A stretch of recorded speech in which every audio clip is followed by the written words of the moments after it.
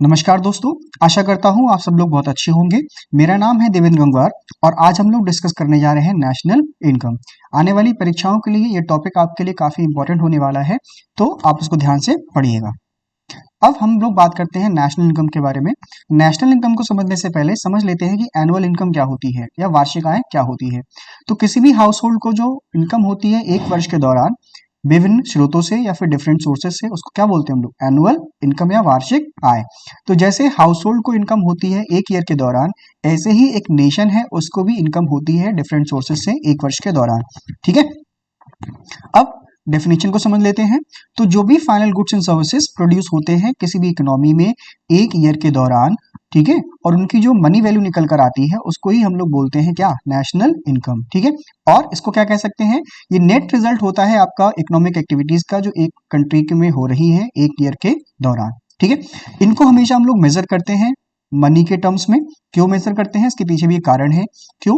जैसे अगर हमने एक इकोनॉमी में प्रोड्यूस किया है 5 मीटर क्लोथ और 500 टन्स आयरन, तो हम इनको कभी भी ऐड नहीं कर सकते। ठीक है, तो हमें इनकी मनी वैल्यू ही लेना पड़ेगा और उनका समेशन जो होगा वही आपका नेशनल इनकम कहलाएगा।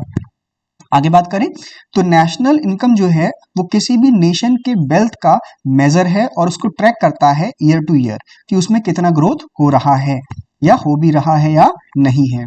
ठीक है, तो नेशनल इनकम जो है उसको हम लोग मेजर कर सकते हैं जीडीपी के जरिए, जीएनपी के जरिए, एनएनपी और पर कैपिटा इनकम के जरिए भी। ठीक है, आगे बढ़ते हैं। अब नेक्स्ट आता है आपका टाइप्स ऑफ गुड्स। ठीक है, किसी भी इकोनॉमी में जो गुड्स बन रहे हैं वो बहुत प्रकार के होते हैं, जैसे आपका इंटरमीडिएट गुड्स और फिनिश्ड गुड्स। ठीक है, अब इंटरमीडिएट गुड्स क्या होते हैं? वो गुड्स जो कि प्रोड्यूसर इस्तेमाल में लाता है एज अ रॉ मटेरियल। ठीक है, उनको हम लोग बोलते हैं इंटरमीडिएट गुड्स, और ये आपके ट्रांसफॉर्मेशन प्रोसेस में जाते हैं किसी भी प्रोडक्शन प्रोसेस के दौरान, इसीलिए इनको बोलते हैं इंटरमीडिएट गुड्स। अब नेक्स्ट बात आती है फिनिश्ड गुड्स क्या होते हैं? तो कोई भी ऐसा आइटम जो कि फाइनल कंजम्पशन के लिए बना है, उसमें कोई भी फर्दर वैल्यू एडिशन नहीं होगा, उसको हम लोग बोलते हैं फिनिश्ड गुड्स। अब क्या स्टैंडर्ड है किसी भी गुड्स को इंटरमीडिएट गुड्स या फिर फिनिश्ड गुड्स कहने का?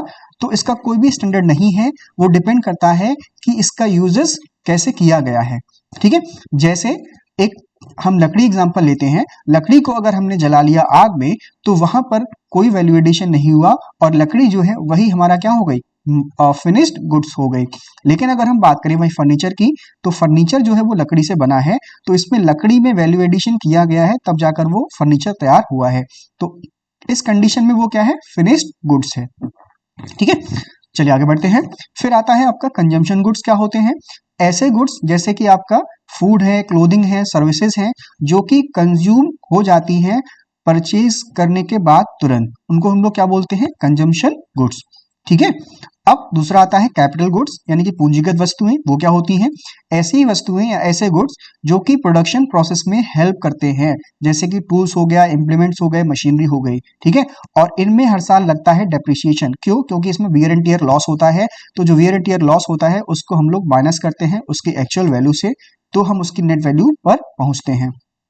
अब दूसरी तरफ हम लोग बात कर लेते हैं, एक कंज्यूमर गुड्स में ही एक दूसरी कैटेगरी आती है, कंज्यूमर ड्यूरेबल्स। ये भी कंज्यूमर गुड्स ही होते हैं, लेकिन चूंकि इनकी लाइफ होती है, जैसे आपका फ्रिज है, टीवी है, कार है, तो ये आपके जब आप खरीदते हो उसी समय ये पेरिश नहीं हो जाते हैं, ये कुछ समय तक चलते हैं। ठीक है, तो यहाँ पर भी आपका डेप्रिसिएशन चार्ज होता है और इनकी जो टोटल लाइफ है वहां से डेप्रिसिएशन हम लोग चार्ज करते रहते हैं। ठीक है, तो नेक्स्ट हमारा जो नेक्स्ट कॉन्सेप्ट आता है ग्रॉस डोमेस्टिक प्रोडक्ट। क्या होता है ये समझते हैं हम लोग। तो इसकी डेफिनेशन की अगर बात की जाए तो इसका मतलब क्या निकल कर आता है? Money value of all the final goods and services produced with in the domestic territory of a country during a financial year. मतलब कि किसी भी कंट्री के अंदर, जैसे हमारा प्यारा भारत है, इस कंट्री के अंदर जितना भी प्रोडक्शन हो रहा है गुड्स एंड सर्विसेज का एक ईयर के दौरान, वही क्या कहलाएगा? आपका जीडीपी। समझते हैं इसको। जैसे हमारे कंट्री में एक कंपनी है होंडा, और वो प्रोडक्शन करती है हमारे कंट्री के अंदर, उन्होंने 5000 कार्स बनाए हैं एक साल में। वहीं दूसरी तरफ एक कंपनी है ओएनजीसी लिमिटेड, ये बाहर एक्सप्लोरेशन करती है इंडिया के, और यहाँ पर इन्होंने 500 मिलियन यूएस डॉलर्स की इनकम की है एक साल में। ठीक है, तो अब हम बात करें डेफिनेशन की, तो डेफिनेशन के अकॉर्डिंग जो होंडा की इनकम है या होंडा ने जो कार प्रोड्यूस की है भारत के अंदर, उनको शामिल किया जाएगा जीडीपी में, परंतु ओएनजीसी विदेश लिमिटेड की जो इनकम है उसको शामिल नहीं किया जाएगा। ठीक है, तो आशा करता हूं चीजें आपको समझ में आ रही होंगी। अब नेक्स्ट बात करते हैं हम लोग कैलकुलेशन ऑफ नेशनल इनकम की। तो कैसे हम लोग कैलकुलेट करते हैं राष्ट्रीय आय को, इसके बारे में यहाँ पर हम लोग चर्चा करेंगे। ठीक है, तो ये जो डायग्राम आप देख रहे हो, ये एक सर्कुलर फ्लो है इनकम का एक सिंपल इकोनॉमी में। सिंपल इकोनॉमी क्या होती है उसको समझते हैं। जैसे एक आपकी इकोनॉमी है, हाइपोथेटिकल सिचुएशन है जिसको मान लिया गया है, जहां पर जो हाउस होल्ड है वो बिल्कुल भी सेव नहीं करते, वो किसी तरह का टैक्स पे नहीं करते क्योंकि वहां पर कोई भी गवर्नमेंट नहीं है, वो किसी तरह का कोई इंपोर्ट एक्सपोर्ट नहीं करते क्योंकि वहां पर ट्रेड जो है वो दूसरे कंट्री से नहीं होता है। इसको क्या बोलते हैं हम लोग? Simple economy. हालांकि ऐसी कोई इकोनॉमी एग्जिस्ट नहीं करती है, लेकिन आपको समझाने के लिए ही सिर्फ इस तरह का एग्जाम्पल लिया गया है। जैसे ठीक है, हाउस होल्ड ने जितना भी पे किया एक फर्म को, ठीक है, उनके द्वारा प्रोड्यूस किए गए गुड्स एंड सर्विसेज के बदले, ठीक है, तो ये जो स्पेंडिंग की वैल्यू होगी, एक्सपेंडिचर की जो वैल्यू होगी, वो आपके बराबर होगी गुड्स एंड सर्विसेज जो दिए गए हैं हाउस होल्ड के लिए। ठीक है, तो एक तो आपका ये हो गया। दूसरा कि अगर हम बात करें हाउस होल्ड की, तो जो हाउस होल्ड हैं वो आपके फर्म्स के लिए एज अ फैक्टर काम करते हैं। जैसे ठीक है, वो कैपिटल देते हैं, वहां के लिए लेबर प्रोवाइड करते हैं, फिर उसके बाद लैंड प्रोवाइड करते हैं और एंटरप्रेन्योरशिप भी देते हैं। तो इन सारी चीजों को देने के बाद जो फर्म है वो इनको कुछ पैसा देती है, जिसको हम लोग बोलते हैं फैक्टर पेमेंट। जो फैक्टर पेमेंट है वो फैक्टर्स ऑफ प्रोडक्शन को दिया गया है। ठीक है, तो जो फैक्टर सर्विसेज दी गई हैं उनके बदले में क्या दिया जाएगा? Factor payment. ठीक है, तो एट पॉइंट ए, अगर हम ए पॉइंट की बात करें तो यहां पर क्या है कि जितना पैसा हाउस होल्ड ने पे किया फर्म्स के गुड्स एंड सर्विसेज के बदले, उनको खरीदने के बदले, ठीक है, तो वहां पर उसका समीशन अगर निकाल लिया जाए तो निकल कर आता है आपका एक्सपेंडिचर मेथड या व्यय विधि। ठीक है, फिर दूसरी बात करें एक पॉइंट बी पर कि यहां पर जो फर्म है उसने जो भी गुड्स एंड सर्विसेज प्रोड्यूस की हैं, जो हाउस होल्ड को बेची जा रही हैं, उनकी जो मनी वैल्यू निकाल दी जाए तो क्या निकल कर आएगा? ये प्रोडक्ट मेथड या फिर प्रोडक्शन मेथड या फिर इसको बोलते हैं वैल्यू एडेड मेथड। ठीक है, पॉइंट सी की बात करें तो जो फैक्टर्स ऑफ प्रोडक्शन ने यहाँ पर काम किया है फर्म के लिए, वहां पर जो रिम्यूनरेशन मिल रहा है वही क्या है? आपका इनकम मेथड है। ठीक है, तो आगे हम इन मेथड्स पर विस्तार से चर्चा करेंगे। चलिए आगे बढ़ते हैं। तो पहला मेथड है आपका एक्सपेंडिचर मेथड, इसको हम लोग डिस्कस करते हैं। ठीक है, तो यहाँ पर जीडीपी इक्वल्स टू होता है सी प्लस आई प्लस जी प्लस एक्स माइनस एम। क्या होते हैं ये समझते हैं। ठीक है, सी से होता है कंजम्पशन, आई से होता है इन्वेस्टमेंट, जी से होता है गवर्नमेंट एक्सपेंडिचर और एक्स माइनस एम से मतलब होता है एक्सपोर्ट माइनस इंपोर्ट। ठीक है, अब कंजम्पशन क्या होता है उसको समझते हैं। जो भी हाउस होल्ड सेक्टर ने या फर्म्स ने कंजम्पशन किया है गुड्स एंड सर्विसेज के बदले, ठीक है, तो वो क्या कहलाएगा? आपका सी या फिर कंजम्पशन। ठीक है, फिर आई क्या होता है? जो भी हमारे यहाँ पर फिक्स्ड एसेट्स में इन्वेस्टमेंट किया जा रहा है, कैपिटल गुड्स में इन्वेस्टमेंट किया जा रहा है फर्म्स और हाउस होल्ड के द्वारा, उसको हम लोग बोलते हैं इन्वेस्टमेंट। और जी मतलब गवर्नमेंट ने जितना खर्चा किया है अपने देश में उसको बोला जाएगा गवर्नमेंट एक्सपेंडिचर। और जितना भी एक्सपोर्ट इंपोर्ट हुआ है हमारे भारत के अंदर, ठीक है, अगर हमने एक्सपोर्ट किया है तो हमारे लिए इनकम हुई होगी, और अगर हमने इंपोर्ट किया है तो हमने इनकम बाहर भेजी होगी। ठीक है, तो उसका समीशन करने के बाद जो भी नेट वैल्यू आती है हम उसको जी में ऐड कर देते हैं। ठीक है, तो ये हो गया हमारा एक्सपेंडिचर मेथड। आशा करता हूं समझ में आ गया होगा। नेक्स्ट जो मेथड है हमारा वो है आपका ग्रॉस वैल्यू एडेड मेथड या फिर प्रोडक्शन मेथड, इसको प्रोडक्ट मेथड भी कहते हैं। ठीक है, तो उसमें समझते हैं सबसे पहले इंटरमीडिएट गुड्स क्या होते हैं। ठीक, जैसा हमने पहले चर्चा कर चुके हैं कि वो गुड्स जो प्रोडक्शन प्रोसेस में हेल्प करते हैं, ठीक है, उनको क्या बोलते हैं हम लोग? Intermediate goods. या जो ट्रांसफॉर्म हो जाते हैं फाइनल प्रोडक्ट, उनको क्या बोलेंगे हम लोग? Intermediate goods. ठीक है, जैसे ये आयरन ओर है, ठीक है, ये आयरन ओर है, यहां पर हमने माना कि इसमें किसी तरह का कोई भी इंटरमीडिएट गुड्स इस्तेमाल में नहीं किया गया है, नहीं लिया गया है, तो इसकी जो वैल्यू है मान लेते हैं हम लोग 0 है इस समय। ठीक है, फिर उसके बाद हमने यहां पर जो ये आयरन ओर है इसको ट्रांसफॉर्म कर दिया है आयरन शीट्स में, और यहां पर इनकी जो वैल्यू आई है वो आई है कितनी? 100 रुपीज। ठीक है, तो यानी कि आप कह सकते हो कि यहां पर वैल्यू एडिशन कितना हो गया? 100 रुपीज का। ठीक है, उसके बाद एक फाइनल प्रोडक्ट बना है बकेट, ठीक है, जो कि आपकी बाल्टी की जो कीमत आ रही है वो आ रही है आपकी 250 रुपीज। यानी कि इसमें जो वैल्यू एडिशन हुआ है वो कितना हुआ है? आपका 150 रुपीज का। ठीक है, तो यहां से आप समझ सकते हो कि अगर हम सेल्स देखें, टोटल सेल्स, तो टोटल सेल्स आती है आपकी 350, लेकिन अगर हम बात करें यहाँ पर टोटल वैल्यू एडिशन की। तो टोटल वैल्यू एडिशन हुआ है आपका क्या है 250 रुपीज, ठीक है। तो यही है आपका ग्रॉस वैल्यू एडिशन, मतलब total value addition production process में कितना होता है आपके गुड्स का, वही क्या कहलाता है आपका ग्रॉस वैल्यू एडिशन, ठीक है। अब एक तो तरीका आपका ये हुआ कि आप हर स्टेज में जो भी वैल्यू एडिशन हुआ है उसको यहाँ पर कंसीडर करें और उसका समीशन करके हम लोग ग्रॉस वैल्यू एडिशन पर पहुंच सकते हैं, ग्रॉस वैल्यू एडिशन पर पहुंच सकते हैं। दूसरा तरीका क्या है कि जो भी हमारा टोटल वैल्यू ऑफ सेल आई है वो कितनी है आपकी 350 से अगर हम माइनस कर दें कॉस्ट ऑफ गुड्स सोल्ड, मतलब जो इंटरमीडिएट गुड्स हैं उनकी कॉस्ट को अगर माइनस कर दिया जाए तो वहां से निकल कर आता है ग्रॉस वैल्यू एडिशन, ठीक है। क्या अब ये ग्रॉस वैल्यू एडिशन हमारा जीडीपी है या ये हमारी नेशनल इनकम है? बिल्कुल नहीं है। क्यों नहीं है? क्योंकि हमने जीडीपी को मेजर किया है मार्केट प्राइसेस पर। तो अब हमारा जो भी प्रोडक्ट बन के तैयार होता है उस पर बहुत सारे आपके इनडायरेक्ट टैक्सेस लगते हैं और उसके साथ साथ उन पर कुछ तरह की सब्सिडीज भी दी जाती हैं। फॉर एग्जांपल अगर हम पेट्रोलियम प्रोडक्ट की बात करें तो वहां पर बहुत सारे इनडायरेक्ट टैक्सेस लगते हैं, और अगर हम बात करें एलपीजी की तो वहां पर आपका डायरेक्ट टैक्सेस तो लगते ही हैं, साथ में वहां पर गवर्नमेंट ऑफ इंडिया सब्सिडीज भी प्रोवाइड करती है, ठीक है। तो जितना भी इनडायरेक्ट टैक्सेस हमारा यहाँ लगा किसी भी प्रोडक्ट पर और जितनी भी सब्सिडीज दी गई उसको हमने माइनस कर दिया जीबीए से, तो हमारा क्या निकल कर आएगा जीडीपी एट बेसिक प्राइसेस, ठीक है। तो ये तो था हमारा जीडीपी एट बेसिक प्राइसेस। अब कुछ जो बुक्स हैं वहां पर आपका ये इनडायरेक्ट टैक्सेस माइनस सब्सिडीज ना लिखकर वो लिख देते हैं नेट इनडायरेक्ट टैक्सेस, ठीक है। तो वो कोई और चीज नहीं है, उन्होंने क्या किया है इनडायरेक्ट टैक्सेस से सब्सिडीज को माइनस कर दिया है, तो वही निकल कर आया है कि आपका जीडीपी एट बेसिक प्राइसेस, ठीक है। चलिए आगे बढ़ते हैं।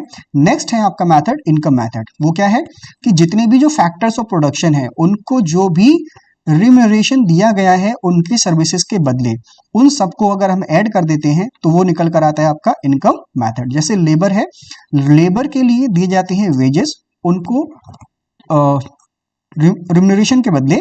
फिर जो लैंड है उसके यूज के लिए हम देते हैं उसको रेंट। कैपिटल जो है उसके लिए देते हैं इंटरेस्ट, और जो एंटरप्रेन्योर है जो इन तीनों फैक्टर्स ऑफ प्रोडक्शन को अरेंज कर रहा है, रिस्क ले रहा है प्रोडक्शन करने के लिए, उसको बदले में क्या मिलता है प्रॉफिट, ठीक है। तो इन सब का समीशन अगर हम कर देते हैं तो वहां से निकल कर आता है हमारा इनकम मेथड। तो ये तीन मेथड्स जो थे वो आपने पढ़ लिए। कौन कौन से पढ़े दोबारा हम लोग रिवाइज कर लेते हैं। एक है आपका एक्सपेंडिचर मेथड, जहां पर हमने पढ़ा कि किस तरह से आपके जो टोटल एक्सपेंडिचर हो रहा है इकोनॉमी में वो जोड़ दिया जाए तो वहां से आपका नेशनल इनकम निकल कर आती है। दूसरा था आपका वैल्यू एडिड मेथड, यहाँ पर आपका जो भी गुड्स यूज किए जा रहे हैं प्रोडक्शन में वहां से हम लोग उनके वैल्यू एडिशन को जोड़ दें तो निकल कर आता है आपका वैल्यू एडेड मेथड। और तीसरा था आपका इनकम मेथड। तो तीनों मेथड आपके कंप्लीट हो गए हैं। अब आगे बढ़ने से पहले हम लोग समझते हैं कि मार्केट प्राइस और कॉस्ट प्राइस में क्या अंतर होता है, ठीक है। तो जिस प्राइस पर कोई भी कमोडिटी अवेलेबल होती है कस्टमर के लिए या कंज्यूमर के लिए उसको क्या बोलते हैं हम लोग मार्केट प्राइस, ठीक है। इसमें आपके शामिल होते हैं टैक्सेस, और टैक्सेस आने की वजह से इसका जो प्राइस है वो बढ़ जाता है, ठीक है। और कभी कभी जब हम सब्सिडीज दे देते हैं तो वहां पर उसका प्राइस घट भी जाता है, ठीक है।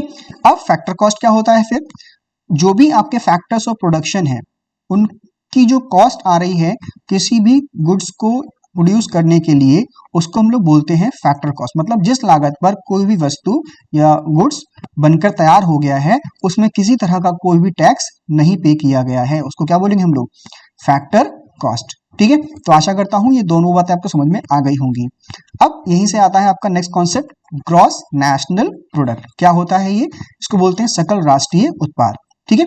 जैसे अभी हमने फाइंड किया था कि हमारे कंट्री के अंदर जितना भी प्रोडक्शन हो रहा है वो क्या है जीडीपी। अब अगर हम बात करें तो हमारे भारत में बहुत सारे फैक्टर्स ऑफ प्रोडक्शन हैं जो विदेशों से आए हैं, वहीं हमारे बहुत सारे फैक्टर्स ऑफ प्रोडक्शन हैं जो विदेशों में काम कर रहे हैं, ठीक है। तो हमारे यहाँ पर जो फैक्टर्स ऑफ प्रोडक्शन काम कर रहे हैं उसकी इनकम को हम लोग माइनस करेंगे अपने यहाँ से, और जो हमारे फैक्टर्स ऑफ प्रोडक्शन बाहर एम्प्लॉयड हैं उनकी इनकम को हम लोग इंडिया में ऐड करेंगे, ठीक है। तो यहाँ से जो वैल्यू निकल कर आती है उसको हम लोग बोलते हैं ग्रॉस नेशनल प्रोडक्ट, ठीक है। वही डेफिनेशन में आपको यहाँ पर दिया गया है, ठीक है। अब अगर हम बात करें तो जो हमारे यहाँ पर इनकम टोटल हुई है, टोटल इनकम हमारे यहाँ पर हुई है एब्रॉड से, उसको हम लोग क्या बोलते हैं net factor income from abroad, या फिर इसको बोल देते हैं हम लोग NFIA, ए इसको हम लोग बोल देते हैं, net factor income from abroad. ठीक है, जैसे हमने हमने बात की अभी होंडा की, तो होंडा हमारे यहाँ पर प्रोडक्शन कर रही है, लेकिन ये फैक्टर्स ऑफ प्रोडक्शन कहाँ के हैं, बाहर के, तो हम इनकी इनकम को माइनस करेंगे और ओएनजीसी जो हमारे यहाँ की कंपनी है, ठीक है, उसकी इनकम को हम अपने यहाँ पर ऐड करेंगे। तो यहाँ पर जो इनकम निकल कर आएगी वही क्या कहलाएगी, आपकी जीएनपी। ठीक है, जीडीपी में ऐड करने के बाद एक चीज और समझ लीजिए कि कभी कभी आपके एग्जाम में पूछ लिया जाता है कि एक ऐसी सिचुएशन बताइए जहां पर आपका जीडीपी इज इक्वल टू हो जाता है जीएनपी। ठीक है, तो ये तभी संभव है जब हमारे देश में कोई भी एक्सपोर्ट इंपोर्ट नहीं हो रहा हो। ठीक है, यानी कि जो आपकी इकोनॉमी है वो कैसी इकोनॉमी हो, वो आपकी क्लोज्ड इकोनॉमी हो, तभी आपके लिए ये पॉसिबल है, अन्यथा आपकी इकोनॉमी में ये पॉसिबल कभी भी नहीं हो पाएगा। ठीक है, क्योंकि अगर आप इंपोर्ट एक्सपोर्ट करते हैं तो आपका जीडीपी और जीएनपी में डिफरेंस आना जरूरी है। ठीक है, अब आगे हम बात करते हैं net national product at market price. क्या होता है ये, कि जो भी final goods and services produce किए गए हैं एक कंट्री में एक ईयर के दौरान, उनकी जो मार्केट वैल्यू है, ठीक है, उसमें से अगर हम माइनस कर दें डेप्रिसिएशन को, ठीक है, ह्रास को माइनस कर दें। डेप्रिसिएशन को क्यों माइनस कर रहे हैं हम लोग, क्योंकि मैंने बताया आपको कि जो कैपिटल गुड्स होते हैं उनकी वैल्यू हर साल घटती है वियर एंड टियर लॉस की वजह से। ठीक है, तो वहां से हम डेप्रिसिएशन चार्ज करते हैं ताकि हम उन गुड्स की एक्चुअल वैल्यू को पता लगा सके। ठीक है, तो एनएनपी एट मार्केट प्राइस जो है वो क्या हो जाएगा आपका, जीएनपी माइनस डेप्रिसिएशन। ठीक है, ह्रास बोलते हैं इसको हिंदी में। अब उसके बाद अगर हम बात करें तो आता है एनएनपी एट फैक्टर कॉस्ट। ये क्या होता है, NNP eight market price minus indirect taxes plus subsidies. ठीक है, तो ये जो आपने देखा इनडायरेक्ट टैक्सेस प्लस सब्सिडीज, कहीं कहीं बुक्स में लिखा होता है नेट इनडायरेक्ट टैक्सेस। पिछली बार भी मैं बता चुका हूं आपके लिए कि इसका मतलब होता है इनडायरेक्ट टैक्सेस माइनस सब्सिडीज। ठीक है, तो जो भी वैल्यू आती है हम उसको क्या करेंगे, ऐसे माइनस कर देंगे। ठीक है, तो ये जो फैक्टर कॉस्ट है इसमें किसी तरह का कोई टैक्सेस और सब्सिडीज इंक्लूड नहीं होते हैं, इसीलिए हम इसको क्या कर रहे हैं, माइनस कर दे रहे हैं। ठीक है, तो जो हमारा एनएनपी एट फैक्टर कॉस्ट निकल कर आता है वही क्या है, वास्तव में नेशनल इनकम है। ठीक है, ये बात आपको याद रखनी है, कई बार एग्जाम्स में आपके पूछा गया है, ये क्वेश्चन आपका यूपीएससी तक में पूछा गया है। ठीक है, NNP eight factor national income क्या होता है। ठीक है, उसमें आपको दिया गया था NNP eight market price, GNP gross national product, ठीक है, जीडीपी एट बेसिक प्राइसेस। ठीक है, लेकिन आपको सही आंसर क्या देना था वहां पर, एनएनपी एट फैक्टर कॉस्ट। ठीक है, आगे बढ़ते हैं हम लोग। फिर एक चीज और समझ लीजिए कि अगर कभी भी कोई वैल्यू दी गई है डोमेस्टिक में कोई वैल्यू दी गई है और वहां पर हम ऐड कर देते हैं net factor income from abroad, तो हमारे लिए जो वैल्यू मिलेगी वो क्या होगी, नेशनल। क्या मिलेगी वैल्यू, नेशनल।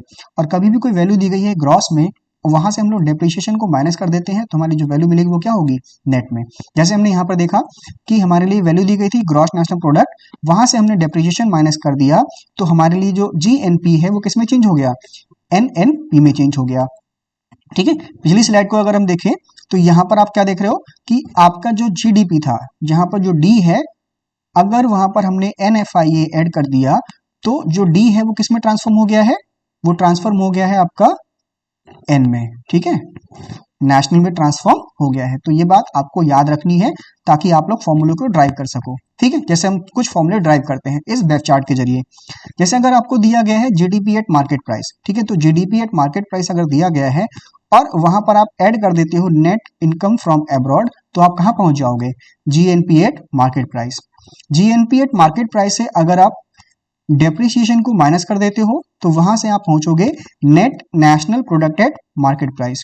अगर यहां से आप लोग नेट इनडायरेक्ट टैक्सेस को माइनस कर देते हो तो कहां पहुंचते हो आप लोग, net national product at factor cost. यही क्या है, हमारा नेशनल इनकम है। ठीक है, तो इस पूरे वेब चार्ट में आपको कुछ नहीं देखना है, आपको बस कॉन्सेप्ट याद रखना है कि अगर हम नेट इनकम फ्रॉम अब्रॉड को माइनस कर रहे हैं तो क्या आएगा, नेट इनकम फ्रॉम अब्रॉड को प्लस कर रहे हैं तो क्या आएगा, डेप्रिसिएशन को माइनस कर रहे हैं या फिर प्लस कर रहे हैं तो क्या वैल्यू आती है। ठीक है, ग्रॉस से जब आप डेप्रिसिएशन को माइनस करोगे तो नेट में जाओगे, नेट में जब डेप्रिसिएशन को प्लस करोगे तो आप ग्रॉस में जाओगे। ठीक है, नेट इनकम फ्रॉम अब्रॉड को माइनस करोगे आप लोग जीएनपी से तो जीडीपी में जाओगे, जीडीपी में ऐड करोगे तो आप जीएनपी में जाओगे। ठीक है, तो ये पूरे कॉन्सेप्ट को इसी वेब चार्ट के जरिए समझाया गया है। ठीक है, आगे बढ़ते हैं। फिर नेक्स्ट बात आता है आपका पर्सनल इनकम का, कि पर्सनल इनकम क्या होती है। ठीक है, तो जो भी इनकम एक कंट्री के हाउस होल्ड और इंडिविजुअल्स को प्राप्त होती है ऑल पॉसिबल सोर्सेज से, ठीक है, डायरेक्ट टैक्सेस से पहले, उसको क्या बोलते हैं हम लोग, पर्सनल इनकम। ठीक है, तो ये क्या होती है, ये फॉर्मूला आपका कई बार एग्जाम में पूछा गया है, इसको आप लोग मार्क कर लीजिएगा। ठीक है, पर्सनल इनकम होता है national income minus corporate income taxes, मतलब जो भी कॉर्पोरेट टैक्सेस एक फर्म पे कर रही है वो माइनस कर देने हैं नेशनल इनकम से। ठीक है, minus undistributed profits, corporate profits को हम लोग वहां से माइनस कर देंगे, मतलब ये हाउस होल्ड को नहीं दिए जा रहे हैं फर्म के द्वारा। ठीक है, plus minus net interest payment made by the house hold, मतलब इसका मतलब क्या है कि जैसे कुछ कंडीशंस में हमारे जो इंडिविजुअल्स हैं या फिर हाउस होल्ड सेक्टर है वो कई सारे सिक्योरिटीज में इन्वेस्टमेंट करता है और वहां से उसे क्या मिलता है, इंटरेस्ट। लेकिन कई केसेस में क्या होता है कि हमारे जो हाउस होल्ड सेक्टर है वो लोन लेता है और वहां पर वो इंटरेस्ट पे करता है। ठीक है, तो जो डिफरेंस आता है उसको क्या बोलते हैं हम लोग, नेट इंटरेस्ट, उसको क्या करेंगे हम लोग, माइनस करेंगे। ठीक है, फिर उसके बाद जो भी सोशल सेक्टर स्कीम्स चल रहे हैं उनके जरिए जितना भी पैसा गवर्नमेंट पेमेंट करती है उनको हम लोग क्या बोलते हैं, ट्रांसफर पेमेंट, उनको ऐड कर देंगे। तो ये फॉर्मूला आपके लिए बहुत इंपॉर्टेंट है, आपके एग्जाम में कई बार पूछा गया है, तो आप लोग इसको ध्यान से पढ़ लीजिएगा। ठीक है, आगे बढ़ते हैं।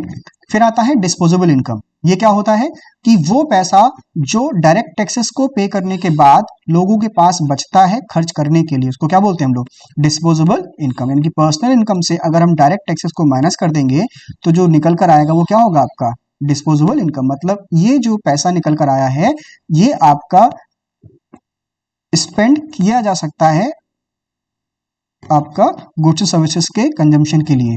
ठीक है, उसको क्या बोलेंगे हम लोग, डिस्पोजेबल इनकम। आगे बात करते हैं पर कैपिटा इनकम की। तो ये क्या है, पर कैपिटा इनकम होता है आपका जो भी नेशनल इनकम हुई है उसको आप डिवाइड कर देते हो टोटल नेशनल पॉपुलेशन से, तो निकल कर आता है पर कैपिटा इनकम, या इसको बोलते हैं हम लोग प्रति व्यक्ति आय। ठीक है, अब एक बहुत इंपॉर्टेंट कॉन्सेप्ट आपका आता है जीडीपी डिफ्लेटर का। ये काफी बार एग्जाम में पूछा गया है और ये क्वेश्चन आपका यूपीएससी तक में पूछा जा चुका है, तो इसको हम लोग समझते हैं क्या होता है। कुछ नहीं बल्कि एक्चुअली होता है आपका ratio between nominal GDP and real GDP. ठीक है, तो नॉमिनल जीडीपी का रियल जीडीपी के साथ जो आपका रेशियो आता है उसी को हम लोग क्या बोलते हैं, जीडीपी डिफ्लेटर। अब रियल जीडीपी क्या होता है, ठीक है, तो किसी भी ईयर में जो बेस ईयर है वहां पर गुड्स एंड सर्विसेज की जो वैल्यू आ रही है उसको क्या बोलेंगे हम लोग, रियल जीडीपी। और जो नॉमिनल जीडीपी है वो आपका करंट प्राइसेस पर गुड्स एंड सर्विसेज की वैल्यू है। ठीक है, इसको एक एग्जांपल से समझते हैं। फॉर एग्जांपल जैसे 2012 की बात करें तो मान लीजिए ये आपका बेस ईयर है। ठीक है, ये आपका क्या है, बेस ईयर। तो यहाँ पर एक फर्म है, उसने 100 यूनिट्स ऑफ ब्रेड को प्रोड्यूस किया है और हर ब्रेड की कीमत कितनी है, 10 रुपीज। तो जीडीपी अगर कैलकुलेट किया जाए तो यहाँ पर आता है 100 इंटू 10 इज इक्वल्स टू 1000। ठीक है, तो 1000 रुपए आपका जीडीपी आ गया है 2012 में। वहीं 2014 की बात करें तो कंपनी ने प्रोडक्शन किया है 110 यूनिट्स का, और यहाँ पर जो ब्रेड बेचा जा रहा है अब वो है आपका ₹15 ईच, मतलब 110 यूनिट्स को बेचा गया है, 15 रुपए हर यूनिट पर कंपनी को या फर्म को प्राप्त हुए हैं। तो उसके हिसाब से आपका जो नॉमिनल जीडीपी आ रहा है वो कितना है, 1650 है, 1650। अब वहीं अगर हम रियल जीडीपी की बात करें, मतलब कांस्टेंट प्राइसेस से बात अगर करी जाए तो वो क्या कहलाती है आपकी, रियल जीडीपी। तो यहाँ क्या होगा कि यूनिट तो आपके 110 ही रहेंगे, लेकिन जो प्राइस है आपका वो कितना हो जाएगा, 10, क्योंकि ये वास्तव में जो प्राइस है वो इन्फ्लेशन के कारण क्या हुआ है, चेंज हुआ है। तो यहाँ पर आपके टोटल जो जीडीपी आ रहा है वो कितना है, 110। तो जीडीपी डिफ्लेटर को अगर हम फॉर्मूले के हिसाब से देखें तो क्या होगा, आपका nominal GDP upon real GDP, ये कितना आएगा आपका 1.50। ठीक है, तो ये क्या है 1.50 क्या है, ये आपका इंडेक्स है प्राइस का। ठीक है, मतलब कितना प्राइस में चेंज हुआ है 2014 में 2012 के मुकाबले। तो आप कह सकते हो कि आपका जो प्राइस है उसमें 50% चेंज हुआ है, 50% चेंज हुआ है आपका प्राइस। यानी कि जो 2014 का प्राइस है वो आपका 150% है किसका, 2012 का। मतलब यहाँ 10 था तो कितना हो गया है वो, 15 रुपए हो गया है।